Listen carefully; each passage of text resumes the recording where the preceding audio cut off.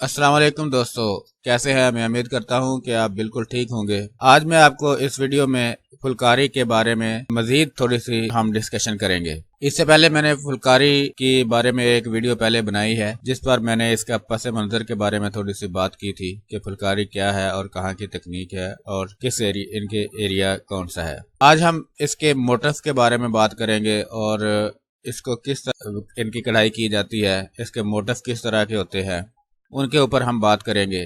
उससे आपको मज़ीद इसके बारे में आइडिया होगा कि आप फुलकारी किस तरह से डिज़ाइन कर सकते हैं। इससे पहले मेरी आपसे गुजारिश है कि अगर आप मेरे चैनल पर न्यू हैं तो मेरे चैनल को सब्सक्राइब कर लें और साथ में लगे बेल बटन पर लाजमी क्लिक कर लें।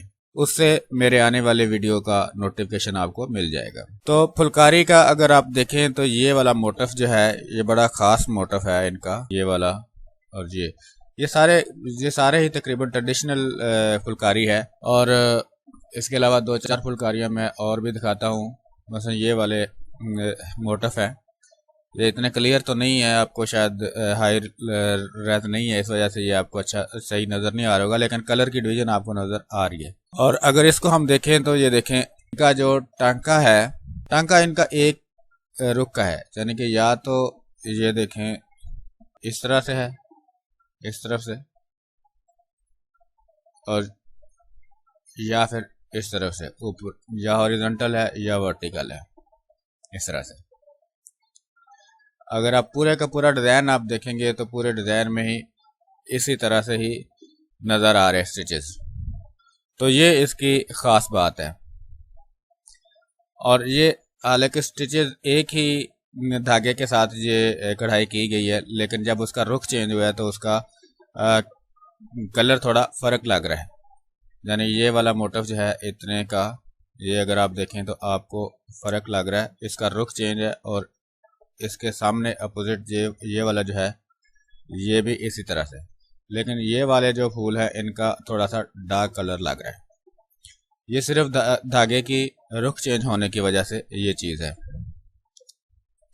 अच्छा, जहाँ पर मैं एक और बात बताता जाऊँ कि ये क्योंकि फुलकारी काफ़ी बड़ी शाल होती थी, जितनी पूरी शाल होती थी, लेकिन इसमें टाइम काफ़ी ज़्यादा दरकार होता था इसको बनाते बनाते।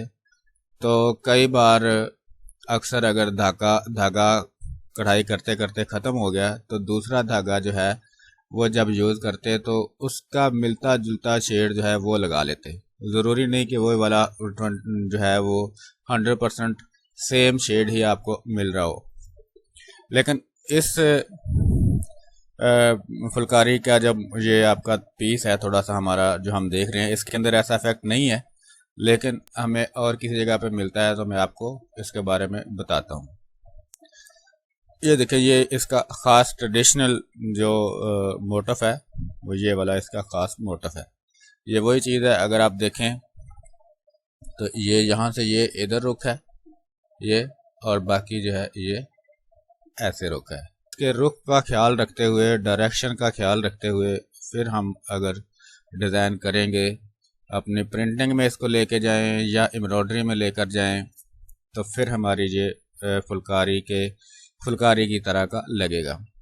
लेकिन ज़ाहिर बात है ओरिजिनल फुलकारी तो ओरिजिनल ही होगी, लेकिन अब हम इसको लेके जाएं, अगर एम्ब्रॉयडरी में लेके जाएं, फर्ज करें मल्टी हेड पे ले जाएं, या आप इसको प्रिंटिंग में लेके जाएं, तो वो होगी तो फेक ही, लेकिन हमने कोशिश करनी है कि उस तरह की लगे। ये इसके खास ये मोटिफ हैं सारे, यहाँ से आपने मोटिफ लेने हैं। ये इस टाइप के भी मोटिफ हैं, लेकिन ये थोड़ी हो सकता है बाद वाली पहले जो फुलकारी बनाने का दौर था उससे थोड़ा सा ये बाद वाली में आ जाए, क्योंकि फुलकारी अक्सर जितनी भी मैंने देखी हैं वो ज़्यादातर पूरी कढ़ाई के साथ भरी हुई होती थी, जैसे ये है। लेकिन बाद में आने वाले लोग जो हैं वो हम इसको थोड़ा कम कर देते हैं, आपको पता है। तो अब ये देखें, ये भी सारी एम्ब्रॉयडरी के साथ भरी हुई शाल है। इसी तरह से ये भी आप देख रहे हैं। तो अब ज़ाहिर बात है अगर इतनी कढ़ाई इनके ऊपर हुई है तो इस पे टाइम तो लगना है, ठीक है, तो इस पर बहुत ज़्यादा टाइम लगा होगा, इस वजह से जो है यानी कि जो मैंने आपको इसकी स्टोरी सुनाई थी वो सच साबित होती है। हमें जो मेन चीज़ है वो है इसका ख्याल रखना कि इसके रुख का, जो इसकी डायरेक्शन का जो है वो हमने ख्याल रखना है। अक्सर मैंने लोगों को देखा है वो इसकी डायरेक्शन का ख्याल नहीं रखते, डिज़ाइन तो कर लेते हैं लेकिन डायरेक्शन उनकी कहीं और की और जा रही होती है, हर लाइन में उनकी डायरेक्शन चेंज हो रही होती है। तो इस वजह से जो है इनकी डायरेक्शन का हमने ख्याल रखना है। ये देखें, ये इस टाइप के मोटिव जो है ये फुलकारी के मोटिव हैं ये। तो इसमें एक मोटिव है, इसको हम ड्रा करते हैं। इसको मैं अंडू कर लेता हूँ पहले, ये जो मैंने ड्रा किया है, और इसकी रेजोल्यूशन जो है वो मैं चेक कर लेता हूँ। रेजोल्यूशन अगर देखें तो ये मेरी 72 है, इसको मैं 300 रेजोल्यूशन कर देता हूँ। अब इसका मैं साइज़ देख लेता हूँ, साइज़ बहुत बड़ा ना हो। साइज़ देखने के लिए मैंने बाकायदा एक वीडियो बनाई है, अगर आप लोगों ने वो वीडियो देखी है तो ठीक, अदरवाइज़ इसमें मैं आपको बता देता हूँ। ये देखिए, हमने ये साइज़ चेक करने के लिए ये ऊपर से टॉप, ऊपर नीचे, जहाँ जहाँ से यानी विड्थ वाइज और हाइट वाइज एंड पे हमने अपनी सिलेक्शन रखनी है। उसके बाद हमने F8 प्रेस करना है। F8 प्रेस करने के बाद हम यहाँ से इसको इंचेस में देख लेते हैं, तो ये 9.7 विड्थ है और 8.1 इंच, तो इसका मतलब ये बहुत बड़ा साइज़ है। तो इसका साइज़ हम कम करते हैं। इसका साइज़ कम करने के लिए हमने इसी को डिज़ाइन करना है, तो मैं इसी को अभी क्रॉप कर रहा हूँ, और क्रॉप करने के बाद इसका साइज़ जो है मैं तकरीबन 50% रिड्यूस कर देता हूँ, 50%। ये तो ये साइज़ जो है हमारा, ये अगर आप देखें तो 4.8 बाई 4.8 यानी 4 इंच जो है ना, 4 इंच का हमारा ये मोटिफ हो गया। तो अभी ये थोड़ा सा चिपटा लग रहा है क्योंकि ये तस्वीर है, तो हम इसको आधे को, इसकी मिनिमम जो रिपीट है उसको ही ड्रा करके हमने इसको रिपीट लगानी है। तो इस वजह से इस बात से डरने की कोई ज़रूरत नहीं कि हम इसको पहले से सेट करते रहें।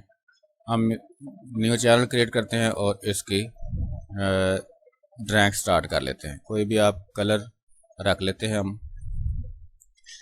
अरे कल मुझे किसी ने कहा था कि जी मैं ब्लैक कलर रखूं ड्राइंग करते वक्त, लेकिन क्योंकि इसकी बेस ब्लैक है तो इसलिए मैं बेस ब्लैक की वजह से मैं ये ड्राइंग ब्लू में करने लगा हूँ। अच्छा, इसके लिए अब हमने जो हमें ठीक नज़र आ रहा है, एक लाइन हमने सिर्फ ड्रा करनी है।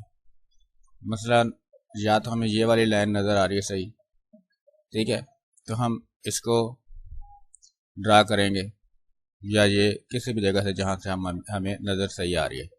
इसको ड्रा करते वक्त हमने थोड़ा सा ये ख्याल रखना है कि अगर तो हमने इसको चलाना है रोटरी फ्लैट बेड पे, तो हमें गैप का ख्याल रखना पड़ेगा, यानी जो इनके फासला दरमियान में है उसका ख्याल रखना पड़ेगा। अगर हम रोटरी उस पर फ्लैट बेड पे चलाएं तो फिर हमें कोई इशू नहीं है। इसलिए जो हम ये हमें ऊपर अगर देखा जाए तो ये पिंक कलर है, पिंक कलर, और नीचे जो है बेस ब्लैक है। तो अगर हमने यही कलर कम्बिनेशन रखना है तो फिर जो है हम क्या करेंगे, अपनी जो बेस है उसका कलर, उसका बिल्कुल थोड़ा निकालेंगे, 2 नंबर की लाइन जो है वो निकालेंगे, और बाकी जो है वो हम, ठीक है। अच्छा जी, मैंने 15 नंबर की आउटलाइन लगाई है और दरमियान में जो है तकरीबन 10 नंबर की ब्लैक जाने के आ जाएगा। तो हमारा 10 नंबर का जो है वो आउटलाइन जो है वो काफ़ी ज़्यादा है, हम इसको 20 नंबर तकरीबन कर लेते हैं यहाँ पे। तो ये ज़्यादा बेहतर है अगर हमने बेस के ऊपर, बेस में ब्लैक कलर चलाना है, इस तरह से ज़्यादा बेहतर है कि हम इसको एक ही लाइन ड्रा करते हैं, उससे हमें ज़रा फिनिशिंग हमारी अच्छी हो जाएगी। मिसाल के तौर पे इसको मैं ले जाता हूँ लेयर के अंदर, बेहतर है कि आप इसको लेयर में ले जाएं। ये लेयर में ले जाता हूँ, न्यू लेयर में क्रिएट करता हूँ, इसमें जाके फिल कर देता हूँ। इसका कलर मैं थोड़ा चेंज कर देता हूँ ताकि आप लोगों को नज़र आए अच्छी तरह से। ये और जहाँ पे रखते हैं और फिर इसकी कापियाँ मैं करी जा रहा हूँ। ये आल्ट प्रेस करके मैं इसकी कापियाँ करी जा रहा हूँ। ये अच्छा, यहाँ पर एक और चीज़ है, हमारा ये राउंड हो रहा है। अगर हम इसको थोड़ा सा राउंड को ख़त्म करें, उसके लिए जो मैंने pencil tool brush razor tool जो है वो मैंने सेलेक्ट किया है और राउंड इतना थोड़ा सा हम कम कर देते हैं, ये यानी एक पिक्सल हमारा रह जाए ये चीज़। अब हम इसकी डुप्लीकेट बनाएंगे। ये यहाँ पे ये अभी अपनी मर्ज़ी से जहाँ जहाँ इधर आपने लगाना है वहाँ लगा लें। सिर्फ आपने पहले वाला और एंड वाला जो है एक्यूरेट जगह पर रखना है। ये अब ये देखिए मैंने ऊपर नीचे करके रखे हैं, लेकिन अब हमने इनकी तरतीब लगानी है। तो ये सारे चैनल सारी लेयर्स मैंने सेलेक्ट कर ली और ऊपर जा कर के एक बार ये क्लिक किया और इसके बाद ये वाला क्लिक किया, तो ये हमारी लाइन जो है वो सारी एक्यूरेट आ गई। और इसके बाद मैं इसको मर्ज कर देता हूँ, कंट्रोल ई कर देता हूँ। कंट्रोल ई करने के बाद यहाँ पर जो है मैं अपनी गाइडलाइन लगा देता हूँ। अच्छा, ये याद रखिएगा, ये मैं ड्राइंग इसमें आके कर रहा हूँ लेयर में, इसलिए कि ये हमने इसकी जब अलाइनमेंट हमने की है, तो ये अलाइनमेंट जो है ये मैं पहले भी बता चुका हूँ कि हम चैनल में नहीं कर सकते, उसमें मैनुअल करनी पड़ती है, तो इस वजह से। अच्छा, ये दूसरी लाइन हमने यहाँ पर लाकर रख दी। इसी तरह से यही लाइन जो है ये हमारी यहाँ पर भी है, पर एक ही लाइन अभी आप देखें हमने बनाई है, वही लाइन बना करके उसी को हम कंटिन्यू कर रहे हैं। इसको मैं कंट्रोल आई करके इसको एक्यूरेट ऊपर इसके रख दिया। अच्छा, अब थोड़ा सा मैं कैनवास अपना ओपन कर लेता हूँ। जैसे ये है रिवील ऑल मैंने कर दिया और इसके बाद इन सब को मैं मर्ज करने लगा। ये यानी जितने मेरे ये ड्रा किए थे ये वाले में मर्ज कर रहा हूँ। ये मेरे पास एक्स्ट्रा है तो इसको मैं, बल्कि एक्स्ट्रा नहीं है ये ठीक है, इधर एक्स्ट्रा है, इनको हम रिमूव कर देते हैं। अच्छा, यहाँ पे आप ज़रा थोड़ा सा ख्याल रखें कि इसके बाद कितने धागे हैं, 1 2 3 4, तो इसके बाद 1 2 3 4, ये 4 धागे हम इसके बाद भी छोड़ देते हैं, ये बाकी रिमूव कर देते हैं।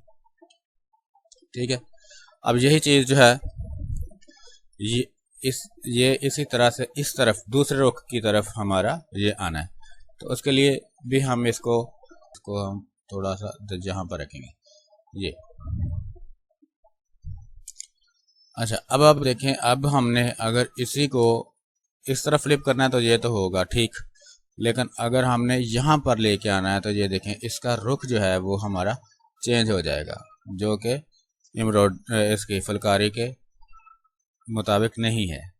तो इस वजह से हमें इनको अब दोबारा से डिज़ाइन करना पड़ेगा इनको। तो इसके लिए मैं यही लाइन जो है इसको लेयर वाइज कॉपी करता हूँ, सेलेक्ट किया और राइट क्लिक करके लेयर वाइज कॉपी कर लिया, ये न्यू लेयर में चली गई। इसका मैं कलर भी चेंज कर लेता हूँ, कंट्रोल आई मैंने कर लिया और इसको भी हम तकरीबन इतने फासले पे रखेंगे सेंटर से जितना तकरीबन ये है इतना, और इसके मुताबिक जो है हम इसके लाइनें लगा देते हैं। ये अभी इक्वल हम नहीं करते, ये सिर्फ अभी मैं लाइनें लगा रहा हूँ, बाद में हम इसको इक्वल कर लेंगे, क्योंकि लेयर के अंदर हम आए इसी वजह से थे कि हम इसमें अलाइनमेंट जो है ऐसी चीज़ों की कर सकते हैं। ये अब ये हमने सारी लेयर सेलेक्ट कर ली, उसके बाद यहाँ पे गए, यहाँ पे गए, ये हमारी अलाइनमेंट हो गई। इसको भी मैं कंट्रोल ई कर देता हूँ और इसके बाद इसी तरह से उतने ही फासले के ऊपर तकरीबन जितना हमने पहले रखा था, यहाँ पे मैं एक नई लेयर जो है वो बैकग्राउंड की कोई क्रिएट कर लेता हूँ ताकि आप लोगों को अच्छी तरह से नज़र आए।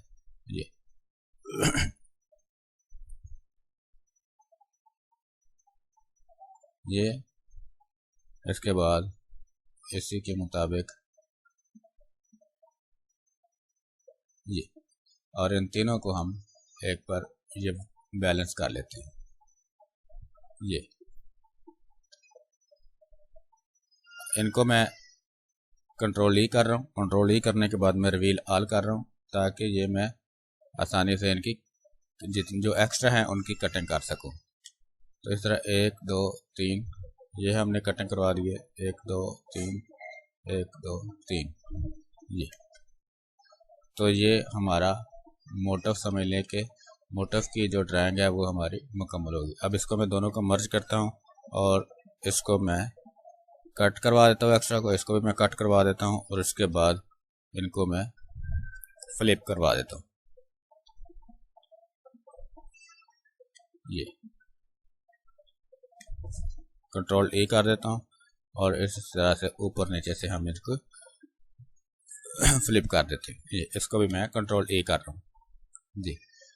तो अब इनको जो हमारा कलर है उसके मुताबिक हम इसके कलर कर लेते हैं। फर्ज करें ये वाला जो है ये हमारा पिंक था और नीचे जो है हमारा ब्लैक है इस तरह से। तो ये हमारा फुलकारी का मोटिव जो है वो डिज़ाइन हो गया। ये इसका एक्चुअल साइज है। जब ये प्रिंट होगा तो इस तरह से आपको ये लगेगा। इसके बाद हम इसकी रिपीट लगाएंगे अगली वीडियो में। तब तक के लिए मुझे इजाज़त दीजिए। आपको इसमें सिर्फ बताना मकसद ये था कि आपने जब डिज़ाइन करना है फुलकारी को तो आपने इसके डायरेक्शन का ख्याल रखना है। तो मैं उम्मीद करता हूँ कि आपको ये वीडियो पसंद आई होगी। अगर आपको ये वीडियो पसंद आई है तो लाजमी कमेंट्स करें, लाइक करें और शेयर करना मत भूलें। अस्सलाम वालेकुम।